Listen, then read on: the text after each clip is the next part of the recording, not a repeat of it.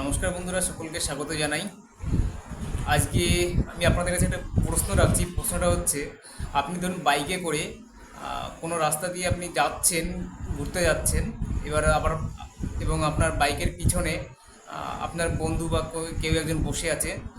এবং রাস্তাতে যেতে যেতে রাস্তায় একটা গর্ত চলে আসলো এবং সেই গর্তটাকে পাশ কাটাতে গিয়ে আপনার বাইকের পিছনে বসে থাকা ব্যক্তিটা পড়ে মারা গেল। এই যে সড়ক অ্যাক্সিডেন্টটা ঘটলো বা যে দুর্ঘটনাটা হলো, এই দুর্ঘটনাটার জন্য বেসিক্যালি দায়ী কে? এই উত্তরটা যদি আপনাদের জানা থাকে তাহলে অবশ্যই আমাকে কমেন্টে জানাবেন। এবং এর উত্তরটা আমি ভিডিওতে নয়, আমি ফার্স্ট কমেন্টে দিয়ে রাখছি। অবশ্যই কমেন্টটা দেখে নেবেন এবং উত্তরটা জেনে নেবেন। সকলকে অনেক অনেক ধন্যবাদ ভিডিওটা দেখার জন্য। আশা করছি সবাই উত্তরটা দেবেন। সকলে ভালো থাকুন, ধন্যবাদ।